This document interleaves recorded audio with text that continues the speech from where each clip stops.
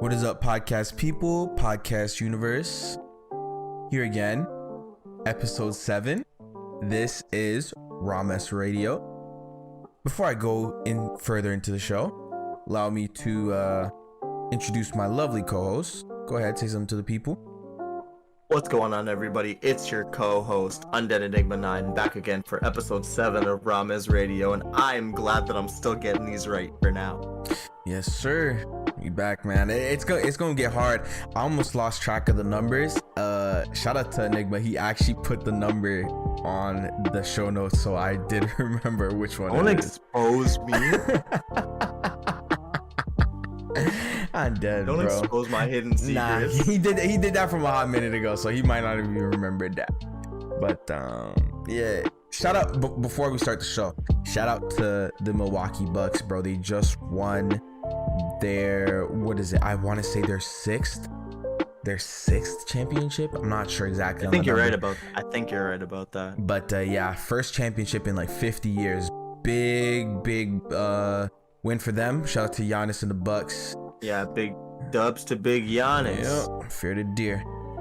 But I knew it was real when I saw Tekka share a little TikTok, a little like half clip of him saying that he likes Giannis and cut it off there, and I was like, that's hilarious. Yeah, I rock with Giannis, such a bro. Candid thing to do. Yeah, Giannis is cool, man. I used to slander him a lot, but I definitely have to give him his respect after that. Yeah, you gotta give him his flowers. Yeah, for sure. Carried that team to victory. But getting into our first topic of the podcast, Assassin's Creed, a game that some people would say arguably has run its course, but there is still a fan base that plays that game. Assassin's Creed is coming out with I guess you would call it a live service Assassin's Creed game. It will be called Assassin's Creed Infinity.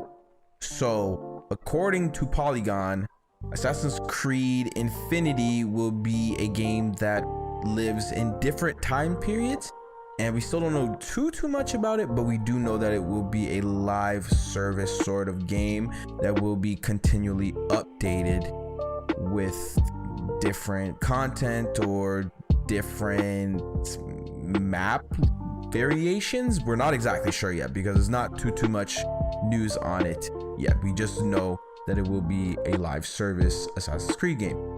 Enigma, do you want to play an Assassin's Creed game that has a live service, let alone an Assassin's Creed game? I'm not gonna hold you. I'm good on this one.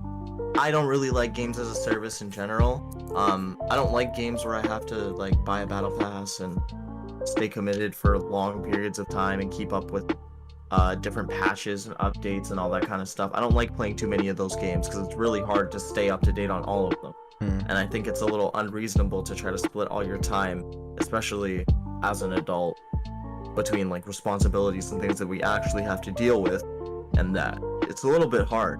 So I don't really like games like this in general, but I think that there are ways that they can do this as a games as a service that people might enjoy. We don't know anything about what the gameplay is going to be, so for all we know, this could be an Assassin's Creed style, kind of like MMO, like some Final Fantasy 14 online type thing. That's also technically a game as a service.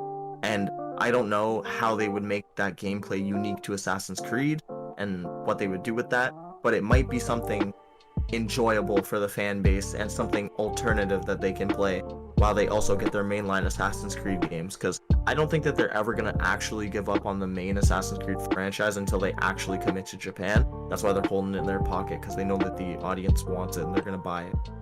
Yeah, not gonna lie to you, when that Assassin's Creed Japan comes out, I will actually pick up another Assassin's Creed game. I haven't played an Assassin's Creed game in literally years. I don't even remember the last. It might have been the last one I played probably was 3, and that tells you how long I haven't played Assassin's Creed. But yeah, I'm definitely not picking up an Assassin's Creed live service game. Don't have time for it, first of all. Second of all, who wants to give Ubisoft more money for microtransactions and all that other stuff? I'm good, love, enjoy. I'm straight. already have. Yeah, I'm straight on that one. Yeah. No, thank you. Yeah, I'm good on that. But hey, if you're looking out for it, if you want a game that will be continually updated and you like jumping down from buildings and doing the stealth assassinations and stuff like that, I mean, you'll probably like it. You might like it. I got a question. Yeah, go ahead. Doesn't Ubisoft publish the Division games? Yeah, they do. So what if it's a looter assassin game? What if it's, instead of a looter shooter, it's a looter shanker?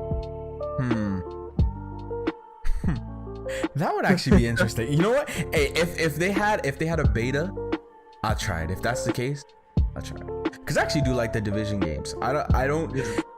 You just run around putting your arm on players' shoulders and jerking them in the stump in the abdomen. Hey, if that's what it is, that actually sounds pretty interesting. I'm not gonna lie to you. Side note: the Division has a free to play game coming out, so I'm actually waiting for that. So if it is anything like the Division, I mean, bro, that's worth a try at least. But yeah.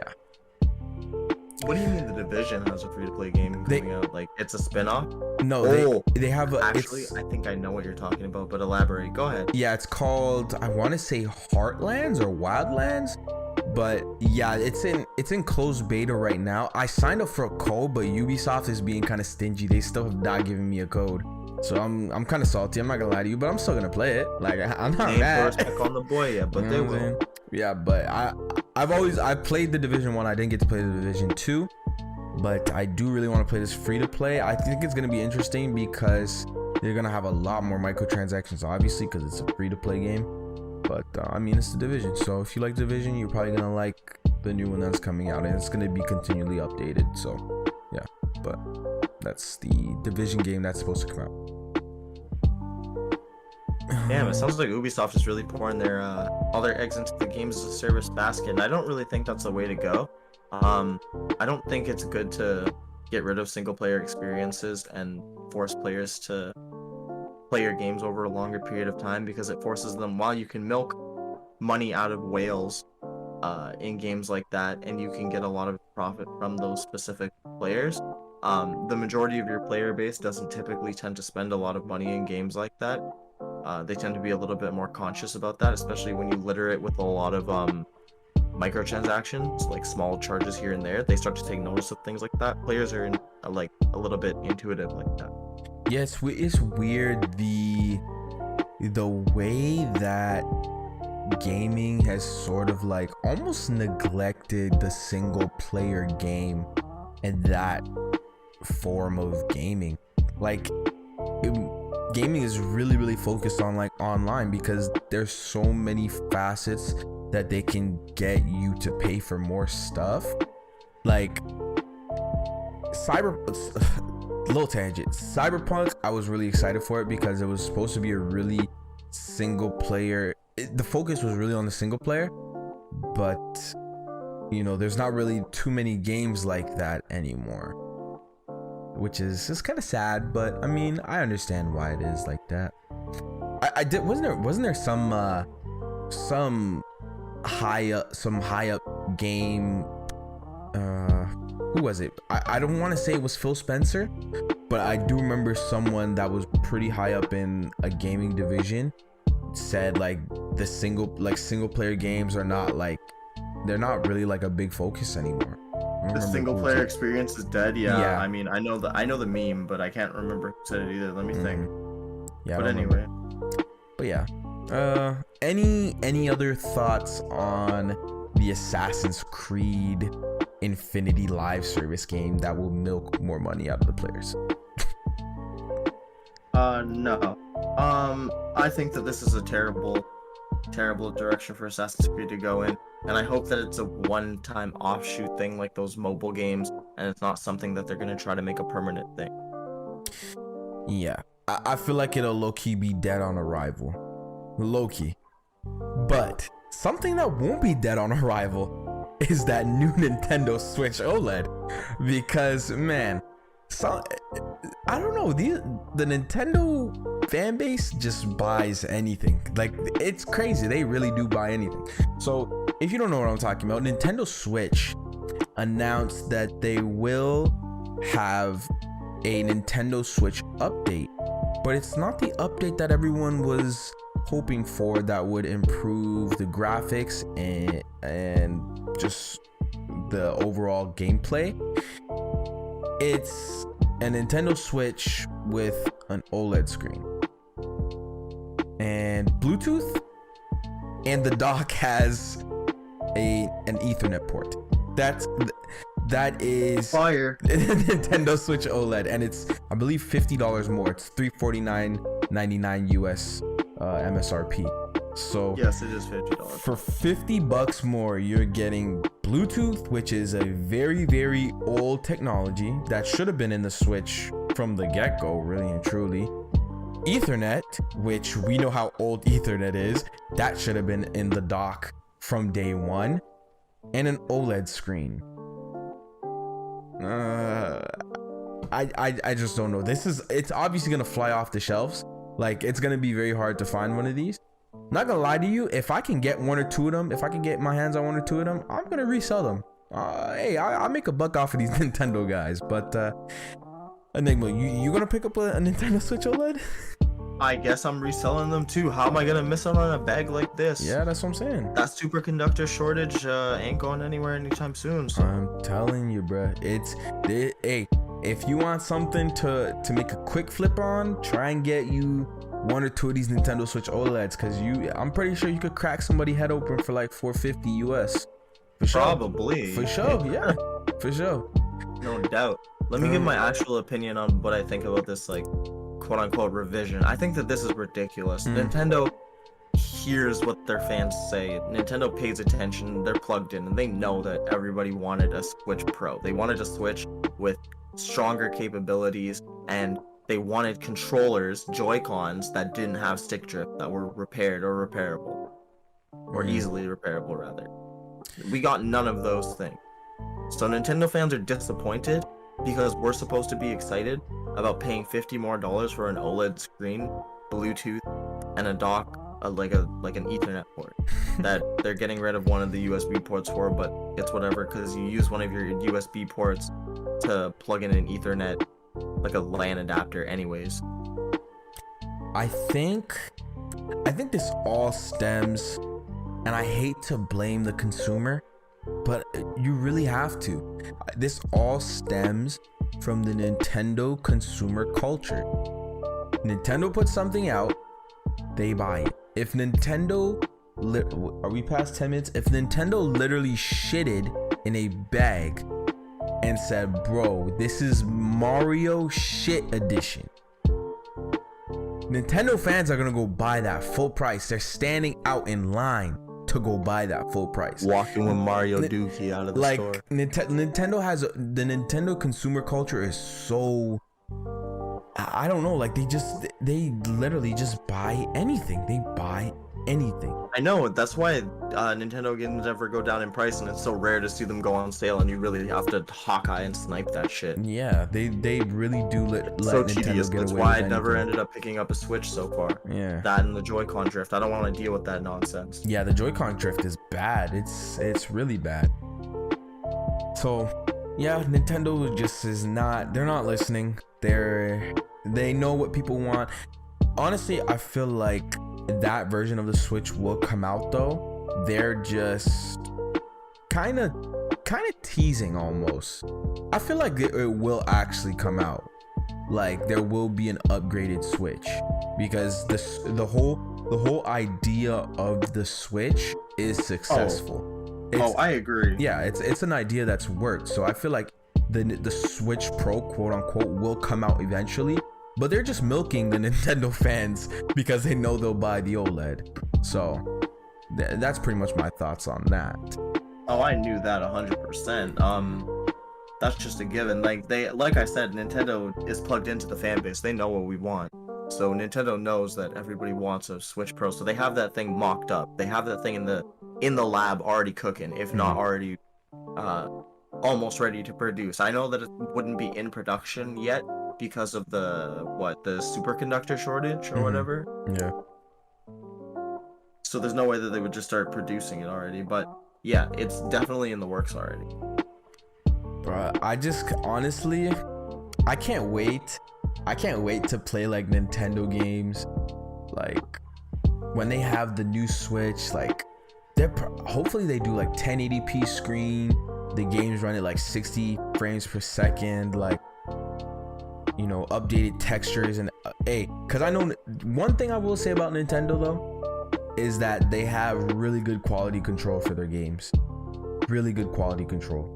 It's rare you see a Nintendo game, like a flagship Nintendo game, like from their first party studios, that comes out broken. It's very rare. Like frame rate, okay, frame rate might be bad, but like the games are usually really polished, except for Pokemon. Pokemon was one game that I thought they didn't really polish, but like the new Sword and Shield, yeah, but everything else they usually have really, really good quality control. So that's one thing I have to give to them. So I feel like that Switch Pro, when it comes out, like they're gonna go back and they're gonna revamp games, and they probably will really re-release those games. Like Mario Odyssey will probably get like a definitive edition. I don't know what they'll call it, and the new Zelda game will get a definitive. Like, it's Nintendo, they're gonna milk it, but it's gonna be good. It's gonna be good. But yeah. Any other thoughts on the Nintendo Switch OLED and the hopeful to come Nintendo Switch Pro? The Switch Pro is exactly what I want. Don't charge me $100 extra for it. Just lower the price of the Switch when you drop the Pro, and whatever, you can still charge me your weird $50 extra. Fix the damn Joy-Cons, please, so that I don't have to deal with Joy-Con drift, and I will buy this thing on launch when the Pro drops. I'm not buying this OLED version. I do not care. But when the Pro drops, please, Nintendo, I'm begging you here. Mans are down terribly. Feed the streets, man. Feed the streets. Do what you gotta do. It is what it is, and that's all I gotta say about this topic. You know what's crazy though? People are saying Steam fed the portable console streets though. I'm not gonna lie to you, because they came out. I am hearing word on the street is that Steam is making some interesting moves. Yeah, they came out with they came out with a trailer and a reservation orders for the SteamDeck, which is actually Steam's answer to portable gaming. I believe I actually mentioned this on a show before, a previous episode. There are companies that do make like portable handhelds that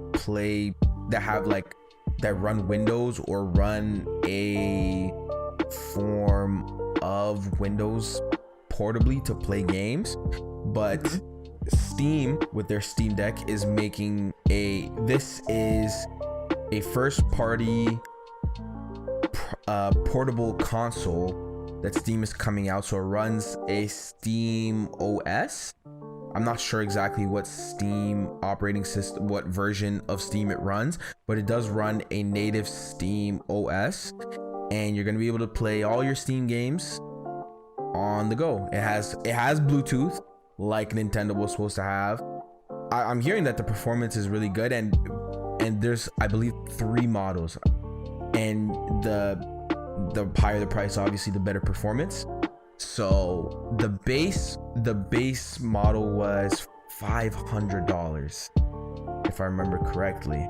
So they're gonna have different versions, they're gonna run differently, they all have Bluetooth. And one other interesting feature that I saw, they have a dock that's gonna come separately, and that dock you can actually connect your keyboard and mouse, and you can connect the actual Steam Deck to a monitor or a TV, so you can pretty much play it like you're playing from a PC. So this is actually gonna be very interesting to see how this is gonna play out and what the reception is gonna be. It seems like people are really, really liking it from what I've heard online and what I've seen. I'm just really interested to see it. Like, they put up reservations yeah, they put up reservations on the website already. But Enigma, those pre-orders went fast. Yeah, they went fast. They did. What do you think about the Steam Deck? Like, would you possibly pick one of these up, or? Here's the thing. I don't know. I think it's like buying a PC with extra steps for me. I would rather just put that money towards buying a new PC and upgrading either my current PC or buying a more powerful PC to just play my games like that instead. But I feel like I'm always the hater in these situations. I feel like I'm the one who just doesn't like anything that everybody else likes. Nothing fun. I'm the no fun guy, and I hate being that guy. But it is what it is. We tax it to the game and we keep it moving. True. And I say all that to say that I think the Steam Deck, as long as people get use out of it the way that they want to, and a lot of people are trashing Nintendo just like on Twitter, and it's not really trashing, it's more just generic trash talk. You know how the internet is, you know how Twitter be wildin'. Anyways, I say all that to say, oh yeah, go ahead. Steam Deck. Sorry, I'm gonna let you finish, but true. But the Steam Deck, I think it's gonna make waves. I think that everybody's interested and everybody wanted to see some competition for Nintendo, and I think that that's a good thing for the market. Competition breeds improvement.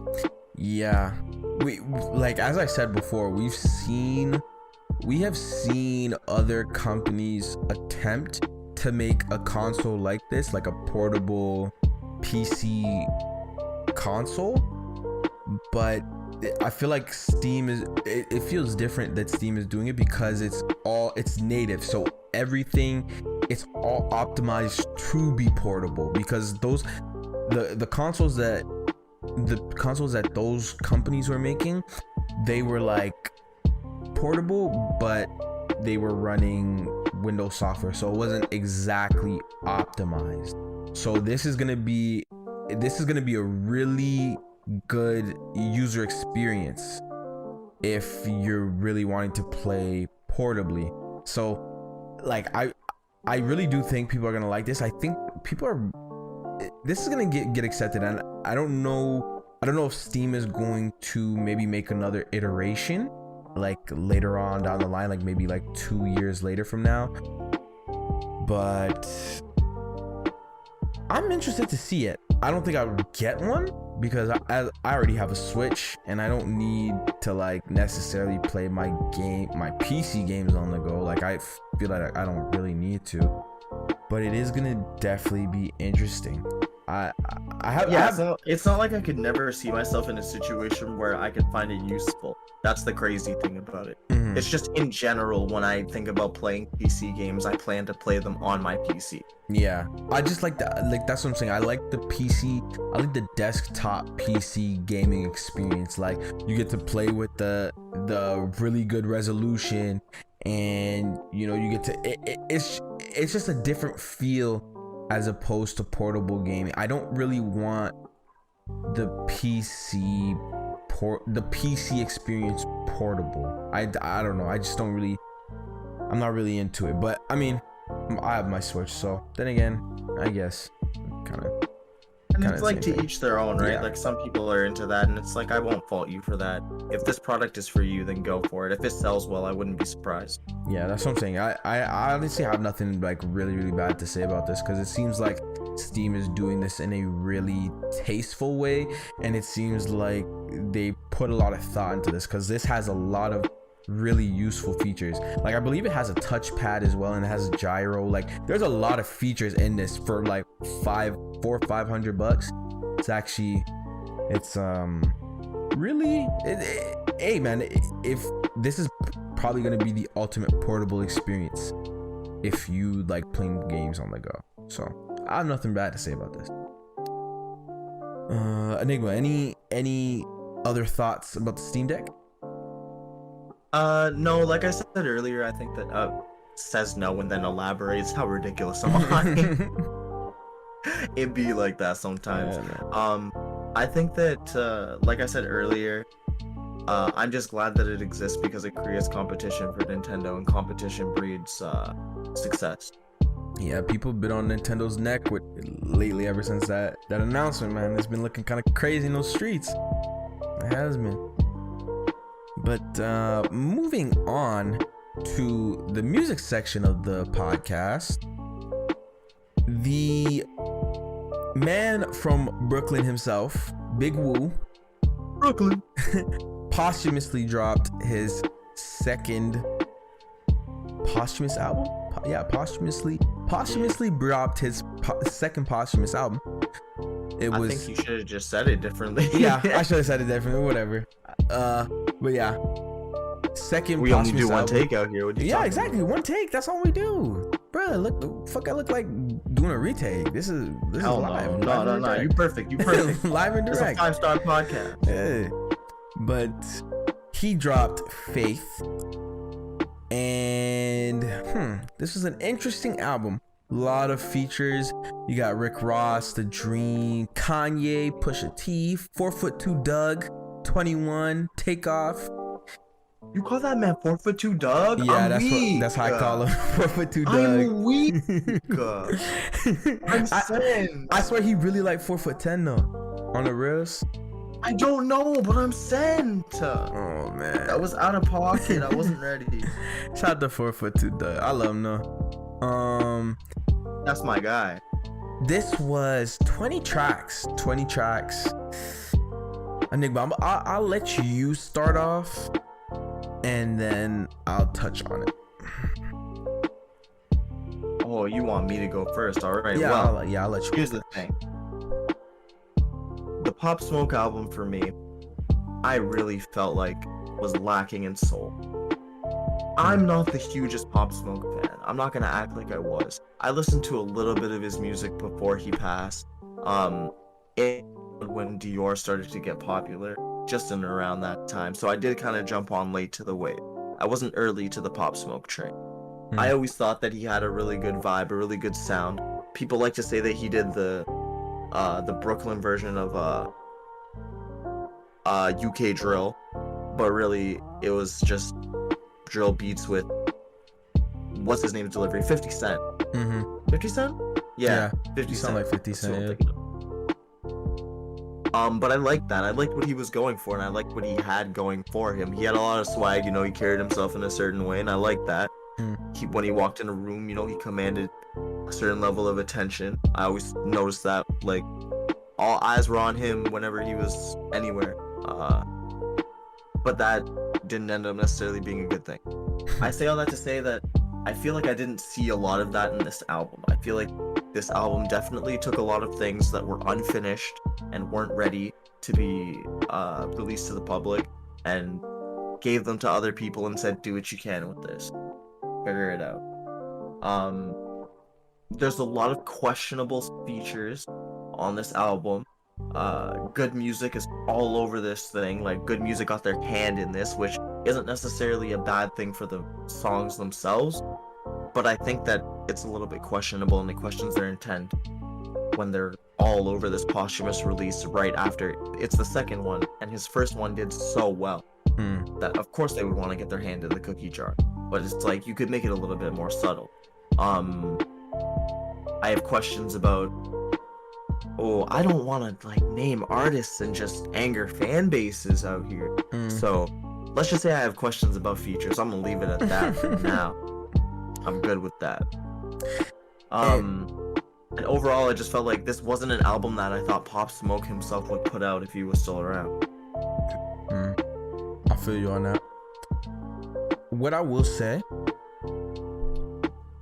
about this album, I'll preface it with this. I would say I was a decent Pop Smoke fan. I wasn't like a diehard, I wasn't like really a stan, but I've listened to every project that he's put out. Pop Smoke did have this certain energy, and I didn't feel it on this. I didn't really feel it on this album. Like, the song with Kanye and Pusha T, I really like that album. But yeah, touching on what Enigma said, honestly, like, I don't know why. Hey, nothing against Pharrell, but like, Pharrell is just not, like, there are some features that just don't make sense on this album. Shout out to Pharrell. Pharrell he's a legend, but Pharrell and Pop Smoke, like, I don't think Pop Smoke would have done a feature like this. Like, it really just makes you question the intent behind the album. Yeah, who who was the executive producer of this album? I'm greenlit there. Yeah, I don't know who. You know what? Hold on, let me Google that. Well, it wasn't 50. I'm gonna tell you that much right now. Yeah, because that first album, that felt like a Pop Smoke album. But yeah, like some questionable features on this album, and I don't know, like it for me personally, I felt like it was okay. It wasn't bad music, but it just wasn't Pop Smoke. Like it wasn't bad music, but it just did not feel like something he would put out. Like, no, I totally understand that. I totally agree with that sentiment. I think we felt the same way about it in that way. Like, it just didn't feel right. Something was off. It's great. No, I can't find it right now. I don't know who executive produced this, but whoever executive produced this, they should have. They didn't make it like something super like important for everybody to know, like they did when 50 said he was gonna executive produce it. Like 50 Cent is a genius when it comes to marketing, so he dealt with that. He told everybody, I'm doing whether you like it or not. You know what this is kind of bordering X territory. If you know what I'm talking about. I don't want to say that. I don't want to put that out there. Hey man, I don't care. I'll say it, bro. I don't care. I'll say it. This, like, it's not like, it's, as I said, it's not a bad album, but this just does not have it doesn't have the essence that Pop Smoke's music has.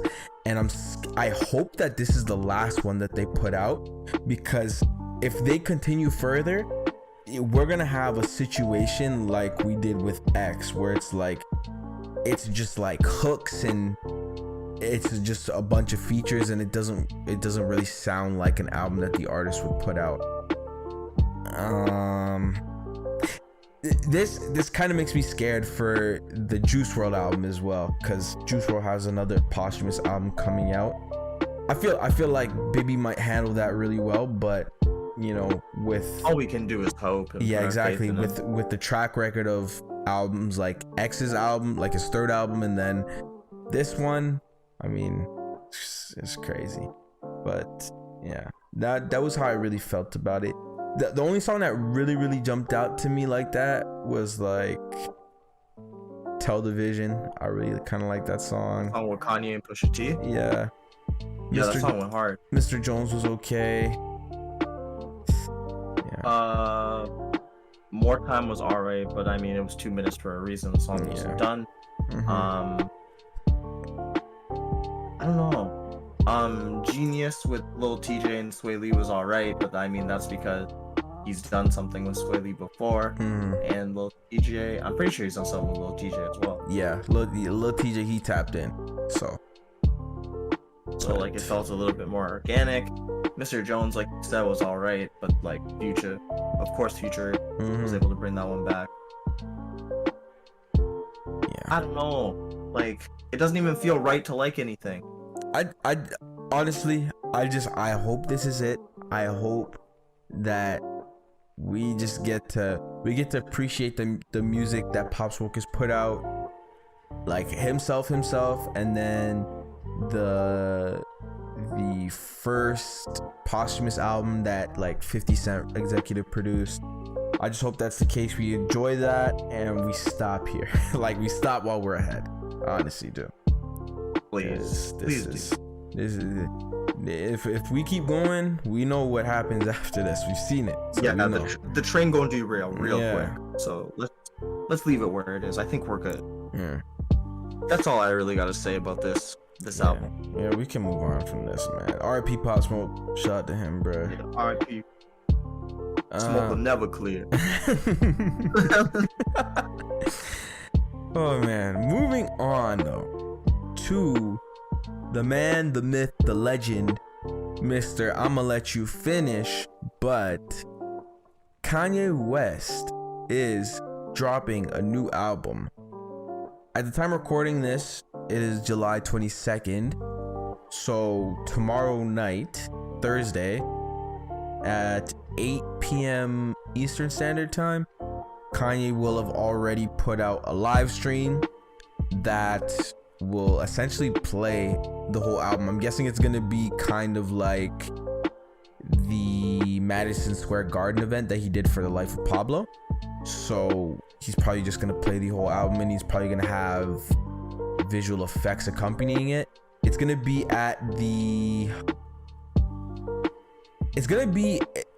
in Georgia. It's gonna be in Atlanta. I want to say the Mercedes-Benz Stadium, but I feel like that's in Louisiana. But I know it's gonna be in Atlanta for sure. So look out for that. But he actually released, it was like a 15-second promo clip featuring Sha'Carri Richardson. If you know who that is, she's a really good female sprinter. She was supposed to be in the Olympics, but we know what happened, all that stuff. We don't have to really get into that. But yeah, if she was featured in the promo, and the song that was playing in the background actually sounded pretty cool. So Enigma, have you heard the snippet? Have you seen the promo or no? I just want to say real quick about Sha'Carri. We don't have to get into it, but come on, man. She didn't deserve that. That was ridiculous. Man, she didn't deserve to like not get to compete, because the thing is, with like Olympic athletes, the Olympics is only every 4 years, right? Mm-hmm. Your body is not going to be in the same condition that it was 4 years ago. That's another 4 years of rigorous, intense training. She spent 4 years of her life preparing for this, just to have it stripped away. She like addressed it in a video, like what happened. And it was just hard to watch, man. So my heart goes out to her. That's all I really wanted to say. Yeah, like that. It's crazy. She like 4 years is a long time, bro. But yeah, regardless. I think that I haven't listened to the. Sorry, I didn't answer your question. Yeah. In terms of have I listened to the snippet? No, I actually didn't see the commercial. I'm trying to like keep myself completely away from listening to anything, because I like to go into it with an open mind and an open concept, to see if I like it or not before I make my decision, because I'm very quick to make a decision when I hear something. So I'm just gonna keep an open mind and wait till it comes out. Yeah, I mean, that's not a bad approach. That honestly isn't a bad approach. There have been other snippets, like there have been actual, like, I want to say maybe like 20-30 seconds long, where you can kind of almost feel the vibe of a song, but I haven't heard any of them. I just know they're out there. Apparently I've heard some of the features that are supposed to be on this album. Someone tweeted out that it was gonna be like Travis Scott was gonna be on it, Playboi Carti was gonna be on it, Baby Keem, Tyler the Creator. Like, it's supposed to be a really star-studded cast that Kanye is really pulling out. And me and Enigma were talking about it off air before we got on the show. I really feel like there's gonna be kind of a Kanye resurgence, kind of like how I said there's gonna be a Tekka resurgence. I feel like there's gonna be a Kanye resurgence as well, and people are gonna really look back to Kanye and really remember how good of a producer, and I wouldn't say a rapper, but an artist that Kanye is. I definitely agree with that statement. Yeah. I think that I think it's a little weird to make it though, because I feel like people already do that. I feel like people already recognize how great of a run Kanye had between 2004 to 2016. We had a conversation about this off air a little bit, but 2004 to 2016 specifically, what a great era of music that just is a conversation in and of itself. But so I think people already look back at Kanye's discography and they're like, wow, that was crazy. Like, that's actually very impressive. That's a very impressive body of work. But I think that you're right. We will still see a resurgence of that because he's been pretty quiet recently. but a lot's been going on in his life, and I think that music is the way that Kanye has always expressed himself. He's always been able to craft a great, like a doorway into his emotions and his mental state in that moment, Yeah. or like how he's feeling when he's creating that album. It's always a really good glimpse into his mindset at that time. At least I personally found so. If you sit and pay attention. Yeah. I sound like an old head. No, it's cool. It's cool. I actually agree with you because if you actually know how My Beautiful Dark Twisted Fantasy was made, that album actually got made because pretty much Kanye just like pulled away from everything and went to like Hawaii for a really long time and just got all of his friends to come and give him features. And so I feel like Kanye, when he gets time to like pull back and get in his own head and really just have time to create and not really worry about what's going on outside of his life, he really starts to make some really good music. I believe 808 and Heartbreak kind of had like the same sort of Story behind it? Pardon? The same kind of story behind it? Yeah, like if I remember correctly, Kanye had, I want to say he made right when was that when his mother died? I want to say 2008, like that was around the time that his mother died. And then I think he went through a breakup as well. He was with some girl that he was gonna get married to, and they broke up, and like a whole bunch of stuff was happening in his life. And then I remember he told a story about how he played a song from Michael Jackson, and Michael Jackson was like, bro, like this is crazy. And so like just a bunch of stuff had contributed. Well, it really started from him pulling away and like getting in his own head. Yeah. So usually when Kanye gets to do that, that's when we really get to hear some great music from him. So I really think this is gonna be a good album because he's been pulling away recently for like the past like year and a half. So, yeah. So you think we're gonna see something interesting? I could agree with that. Yeah. I think people are excited and hoping or expecting that he's gonna go like crazy on it, like demon mode, and I don't think he's gonna necessarily do that. I want to temper my expectations because that's what I'm hoping for, but I don't want to get excited for that and be surprised that that's not what it is, especially when Kanye is a very mindful artist and it's his mom's name on the album, so maybe very mindful of that. Yeah, I feel like this album's gonna be like a mix of Jesus is King and The Life of Pablo, which is not a bad mix, honestly. Because if you listen to Jesus is King, a lot of people didn't like Jesus is King, but the production was really good. Like the production on Jesus is King was really good. It was just the actual like lyrics and the motives of the songs, like they weren't like, no one really liked them. But yeah, I feel like this will actually be a good album because I'm hearing a lot of people that have heard it already say that it was good. I know he played it for Kevin Durant. I think he played it for Justin LeBoy. Not that we're gonna take like Justin LeBoy's opinions to heart. We don't take Justin LeBoy's word. Yeah, but I mean, he also said that the album was really good. I think Katie said the album was really good. So I mean, I'm excited for it.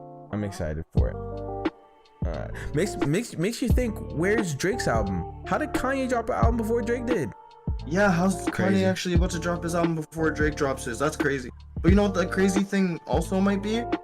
That also might mean that Drake was planning on dropping his album soon and Kanye got some insider information because he likes to do that. He likes to be petty like that. That's Kanye true. like that. Ever since that man was talking about how big his pool was, that's what started all of this shit. That's crazy. All over some goddamn pools. Yeah, some pools, man. But yeah, that's all I gotta say about the Donda listening party / Donda album. You have anything else? Final notes? Yeah, just before we move on from the music section, I just want to talk about something that I've been listening couple things I've been listening to. Mm. But really, it's the KSI album. Mm. Now, I have been pleasantly surprised. JJ Olatunji. This man did a ting. There's some big name features from Future, 21 Savage, Lil Durk, and there are some smaller name features as well. People that JJ's worked with before, like SX. Well, I mean, I wouldn't call SX small, but I mean, you may not know SX. And other acts that are big in other countries, such as Craig David, for example. We had the conversation about that before the podcast. The album I really enjoyed it. It really is an evolution of how far KSI has come as an artist. Not every song on the album is good, but hot take, I thought it was better than the Pop Smoke album because at least it actually had soul, and I could see that KSI was all over the album actually trying to do something and make a cohesive project. Whereas I felt like we mentioned earlier, the Pop Smoke album was lacking soul. They dropped on the same day, and I had to listen to the KSI album first and then the Pop Smoke album, and I was so disappointed after listening to the Pop Smoke album that I really went back and listened to the KSI album again first before I re-listened to the Pop Smoke album. Yeah. What's crazy is to actually see the growth of, I don't know, like, you remember back when people calling you a YouTube rapper was like, that was meant to be like a diss? Yeah. Like, and now you have rappers like KSI, like DDG, like their origins are from YouTube, but they're really well respected now. Like, so I actually heard one of the songs. I heard the KSI and Lil Durk song before we got on here because I remember Enigma, he was talking about it the last podcast. So I heard the KSI and Lil Durk song. It's actually not that bad. Like, I might have to actually go listen to the whole album and see what it's about. But from the features that I'm hearing are on it, man, it sounds like he really put together something that he would be proud of. And I know he's a big artist in the UK. Like, he gets a lot of shit. Like, plays. Yeah, he's up there. He's had a number one. I think he's had a song go platinum as well. But I mean, he had Craig David on a song, right? So I'm not surprised about that. And another artist named Nathan Daw, who is also, I think, very popular in the UK, but I think he does production as well. Like, he's a producer as well. I will say that, like I said earlier, not every song on the album is perfect, and not everything will be for you. But he tries to do, like, the Drake effect that you may have heard. Like, I think it was Ollie that said this in an interview, where Drake has so many different genres of music. Yeah, just takes all the styles. Yeah. And like that's why Scorpion was so long. Like, he had to try to make so many different styles of music to appease so many different genres of fans. So KSI kind of did that. Like, it feels like there are a couple different genres of song that he tried to do, but overall I liked the album and I thought it was really enjoyable, and I could really feel the energy that he was trying to put through the mic, through his performance. Yeah. Man, I feel like this is really just a good example to really show people that, like, nowadays, like, especially the generation of, like, content and media that we live in currently, this is really like the generation of the slash. Like, anything you want to do, like, if you want to be a content creator slash actor slash music artist slash anything you want to do, bruv, just build up your following and do it. Like, honestly, because before, people used to say, yeah, you're cool on YouTube, but your music, you're not gonna really do anything big in music. And now we have YouTubers that are big in music. We have influencers that are big in music. We have influencers that are actors, and you know, it goes on and on. So really inspiring to see how far KSI has come, man. But I think it's a really good thing. I think that like you can't be a YouTuber forever. You have to transition that audience and that following and that growth into something else. You have to transition those skills into something, and entertainment is a great way to do that. So definitely. I think that music is a good way to do that. Trying to get into like films, acting is a good way to do that as well. If you think you have the charisma for it, I think there's a lot of options. Yeah, I honestly feel like there are some YouTubers that could be really good actors in like a movie. So yeah, me too. I think some would be really funny. I'm definitely that's why I always say I say this about, I don't know if you've heard about them, but there's this one group on YouTube called AMP.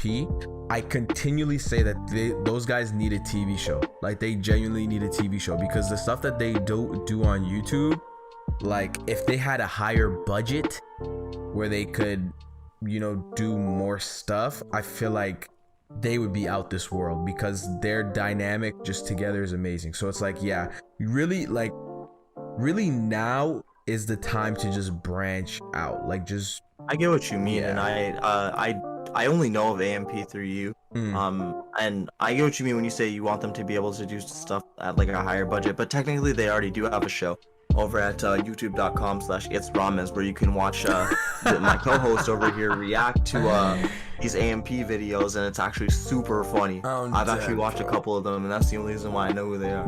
Yeah, man. Hey, man. I love AMP, bro. They are important.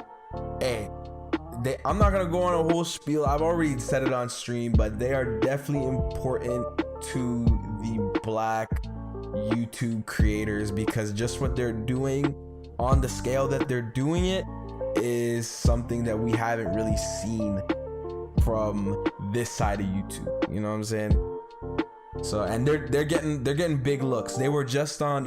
They helped House of Highlights. I don't know if you know who they are. They're like a big. I know who they are. They just helped House of Highlights do. They did like what is that game called? I forget what the game is called, but they did like a big basketball event, and then they just did like a dodgeball event. Like they're doing big things, man. So yeah, they are definitely important to the Black YouTube creator space. I will definitely sing their praises up and down. So yeah, but yeah, we gotta give them the flowers. Yeah, but yeah, don't know how we got onto that for music. A little tangent. Hey man, honestly, that's the show. Not sure. That's the show. I know exactly how we got there. We were talking about content creation and branching off. Yeah. Anyways, but music that I'm listening to, man, am I listening to anything right now? I don't think I'm really listening to anything too different. Nothing has really like come out that like I really I mean, it's not new, but like I heard Bohemian Rhapsody for the first time. Like, really? Yeah, I heard it. I am surprised to hear that from you. Yo, because I heard of Queen, and I heard a few of their songs, but like I'd never heard Bohemian Rhapsody. Oh, this is very surprising to me, bro. That song, no, honestly, I'm not gonna lie to you, that is like top 3 greatest songs I've ever heard, like ever in my life. Yeah, no, for sure. I can see why you would say that. I think it's just surprising to me that like such a classic went under your radar for so long. Yeah, no. The thing was, like I had always, I don't know. I just like Queen was just never like up there on my list. You know, like as I said, I'd listened to a few of their songs, and I knew who they were, and I watched the Bohemian Rhapsody movie. Like that movie was fire.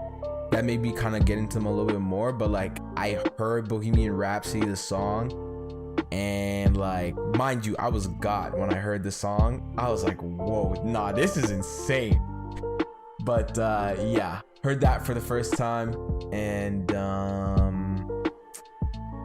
yeah, that's pretty much it, man. That's pretty much it, bro. That's all the notable music I've been listening to lately. Yo, my brain's actually exploding from the information that I'm processing. Yeah, bro. Listen to Bohemian Rhapsody. Hey, man. Hey, sometimes I'm delayed on some shit. Some shit I feel like I'm early on, or Yeah, some like I'm shit not I even know. paging you. It's Yeah. just very surprising to me. Yeah, man, it'd be like that sometimes. But another person that is definitely baffling besides myself, Lil Nas X. Lil Nas X, man. Okay, we have to start with the whole backstory for you to even understand what this is about.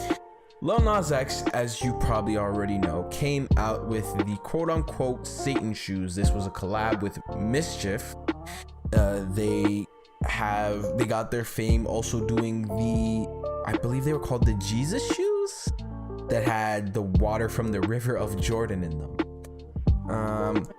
Yeah, crazy. They also did the Satan shoes. I know what you're talking about. It's just so ridiculous every time I hear it that I can't handle it. Yeah, it's wild. But yeah, they also did they did the Satan shoes. They made 666 pairs, 1 drop of blood. Crazy. Nike did a cease and desist order. Fast forward to present day. Lil Nas X comes out with a TikTok saying that he has a court date because Nike actually dropped a lawsuit on him. Does all this, gets a whole bunch of attention.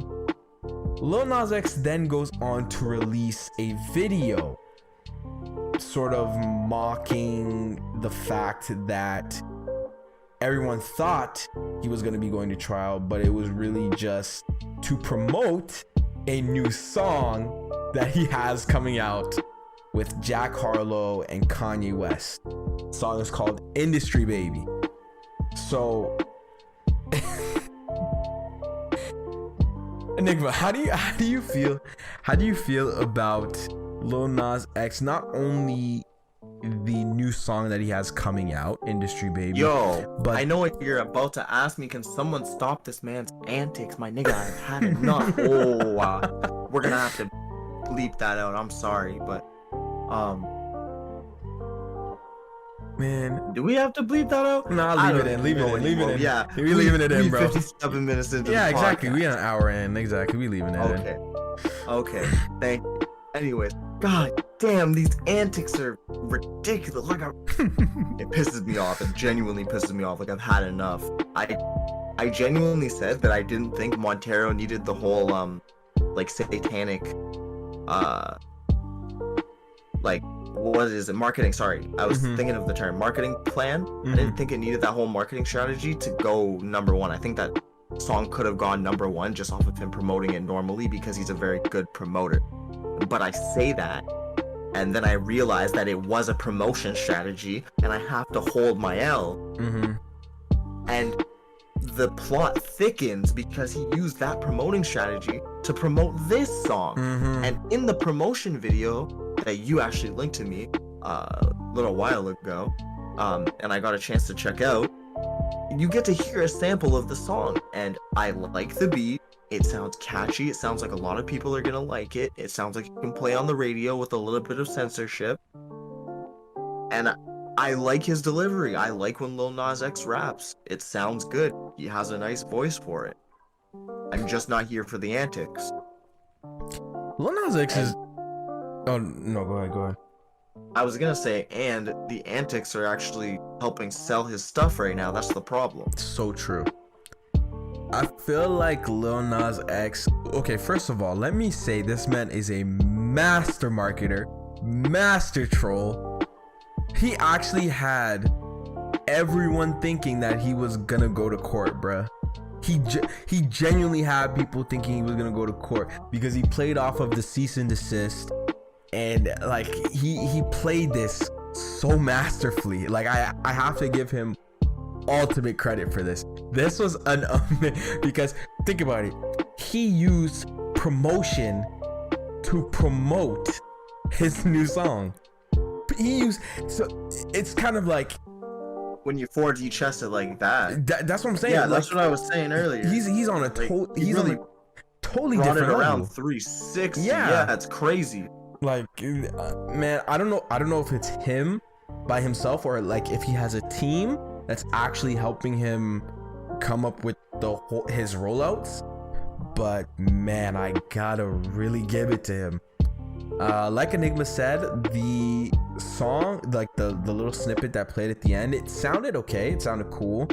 I'm just really not that I'm not like prematurely hating, but I don't know how Jack Harlow and Lil Nas X would sound on a song together.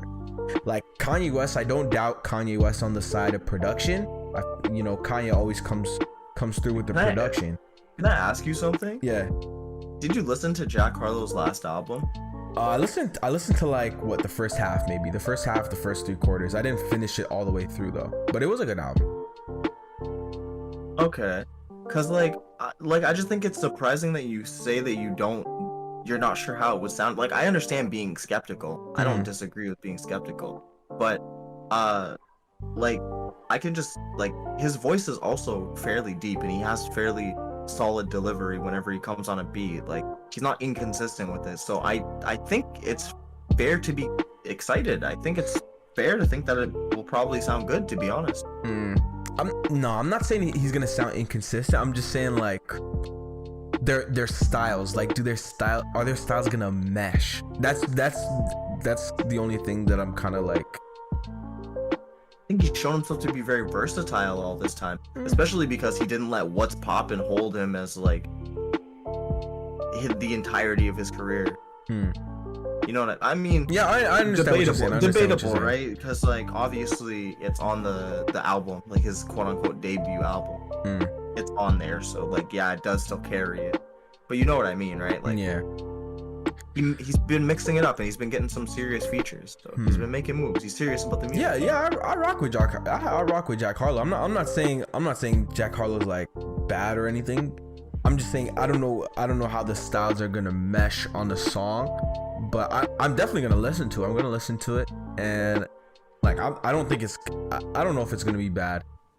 I don't think it's gonna be bad. Like, that's what I'm saying. I don't think it's gonna be bad. I don't think it's gonna be like, oh, like this song's like they don't work well, but I'm just interested to hear how it's gonna go together, because Lil Nas X just strikes me as, like, I haven't like really heard him rap, and maybe that's like my fault because I've only heard I've heard Old Town Road, I've heard the EP that he put out, but I haven't heard him like really genuinely rap. But then again, he might not have to do it. He might just come on and like sing on the verse. So we'll see. I don't know.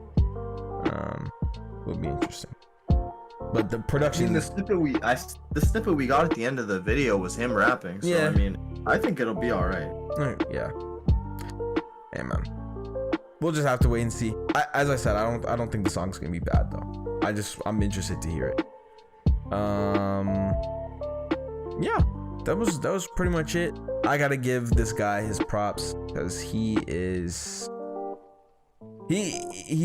really on a next level of marketing, bro. People really are gonna have to start taking some cues from him, not in terms of his content that he uses to market, but just like his actual mode of marketing, because it's very effective, very, very effective. Any other thoughts about the Lil Nas X Industry Baby song? No, like I said earlier, I hate how effective it is. Like, it's so frustratingly effective, because it's like, I think he makes songs that are catchy and enjoyable and good and don't need that marketing. And it's like, this shit can go #1, I'm sure, if you just promote it aggressively, but not like this. But it's like, how can you say that when I'm promoting it like this and it's going #1? And it's like, at every turn, this is the frustrating part. The fact that the lawsuit wasn't a real lawsuit is frustrating, because people were using the lawsuit to say, oh look, see, you shouldn't have done it like this. You could have just promoted it aggressively normally and you wouldn't have had to deal with this. And he's like, haha, lawsuit? More like, more promotion.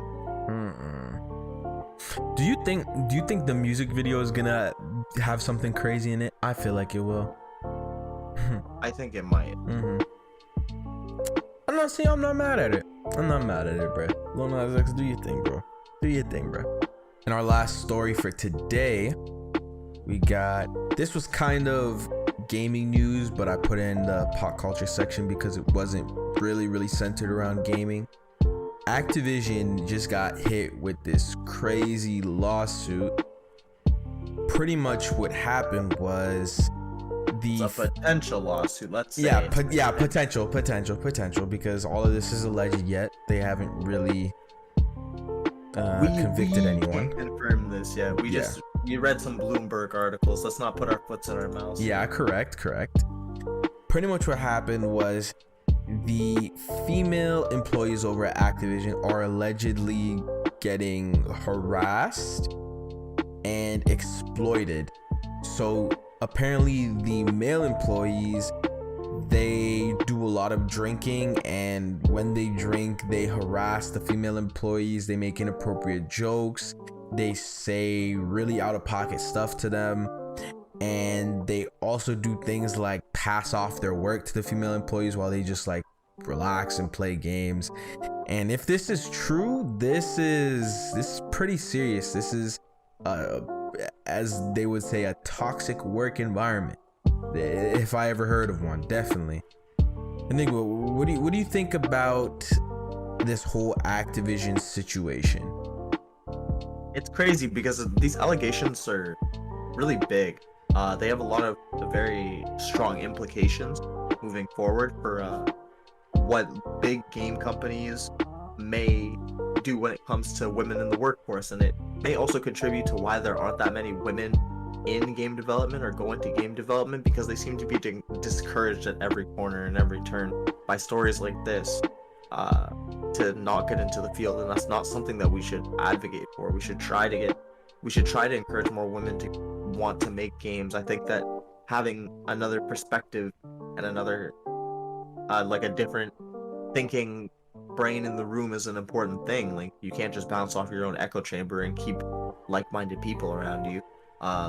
And if you're gonna work alongside women, then the least you can do is be respectful.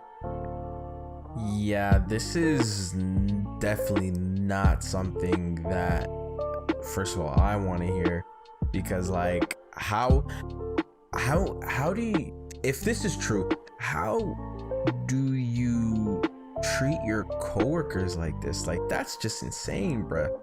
Like, to really, because that's got to be super degrading for someone to come up through school and put the work in, and they finally got, you know, they're thinking they got like a really good job that, you know, is gonna look really good on their resume, and they're gonna do something really good, and then they come into the workplace and they're getting treated like this. Like, this is just, it's not the way, really and truly. And yeah, like as you said, it doesn't seem like there's a lot of women in game development or the gaming industry. Like, it's just, you know, we like hearing stories like these, and then, you know, there's also been other stories of women just being like harassed or other just very bad situations happening to them. Like, this is definitely not a good look. I don't know, man. Hey, Activision, if this is the case, bro, y'all definitely have to pay the price, because if this is all happening under your watch, hey, man. Yeah, the allegations just pile up, and they just keep going until they get out of hand, and at that point, people get canceled. Yeah, and you know what, this actually makes me really sad for women that want to get into the gaming industry, because now it's kind of the way I kind of see it is like the whole Kaepernick effect is like, oh, we're now that like women are, they might kind of see women as hard to work with, or they don't want to take the chance of something like this happening in their workplace. So I feel like other publishers or companies are just not going to, they're really just kind of going to like overlook women even more now.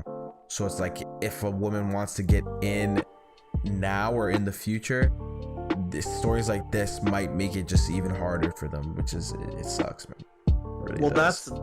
I think that's a negative like stigma though. Like I don't think that it should make it harder for women to be hired. I think it should make women. I think that it's reasonable for women to be less inclined to apply for the jobs in the first place because of stories like this, but I don't think that employers should be less likely to hire women because of them coming out and telling their stories about harassment like this. That should be on the onus of the employees who can't keep a professional work environment. Yeah, that's true, but you know how corporations are, bro. Like if they feel like making a certain move would hurt their bottom line or put them in some trouble, like some deep trouble, they're just gonna avoid it entirely. So like that, like we've seen stuff like that happen before for way less. So it's like, you know, that's why I'm just kind of I don't know what the word exactly would be, but you know, it just sucks. Like I feel like it's going to hinder anyone who wants to get into the gaming industry that is a woman because of stories like this, you know. That's fair. But, I can concede that point. Yeah. Man, just do better, bro. Do better, bro. Just treat women like people. They're human beings too, you know. They just, you know, some of them is just bad. Like they, you know, like they human beings too. I don't know, man. But yeah, I don't know. I don't really have much to say about this besides, bro, just do better. Do better. Yeah, do better, bro. That's it. Enigma, I'm guessing that's all you have to say about this too, right? Yeah, that's pretty much all I gotta say. Yeah, I guess that was Ramehs Radio episode 7, man. Another really good episode. I feel like we hit all our topics pretty well. You know, we gave them some really good analysis, and I hope you guys like this episode. I hope you guys really like this episode. I hope you guys liked the 6th episode of Ramehs Radio. Don't know why I said it like that, but I mean, you gotta commit. You guys to see it through. Yeah. Enigma, you have anything to say before we go on ahead and check out? Thank you to everybody for stopping by, listening, and watching the show. And we really appreciate all of you. Make sure to check us both out over at everything. It's Ramehs or UndeadEnigma 9. It's late, we're tired, and we're tired of talking. Yeah, I'm not gonna hold you. The time we're filming this at like almost 3 a.m. in the morning, bro. So like, hey, if I sound a little out of it, bro, just know I was a little tired. But I still tried to give y'all something, bro. I still tried to drop some gems on y'all. But, we power through. We power of through. Course, we do it for the content, baby. Yeah, we do it because we love it. Yeah, we do it because we love it, bro. But go ahead, like, comment, subscribe. I've been forgetting to put chapters in the podcast, but I have to remember. Yeah, I have to remember to do that. But yeah, go ahead, like, comment, subscribe. Go ahead, tell us how you like the podcast. Go ahead, tell us how you felt about the topics during the show. How do you feel about Activision and their supposedly shady work environment, the Nintendo Switch? Go ahead, shit on it if you want. The Pop Smoke album, just tell us how you feel, man. We really like hearing from you guys. Yeah, man, that's it. Ramehs Radio, episode 7, Podcast People, Podcast Universe. We are checking in and we are checking out. Peace.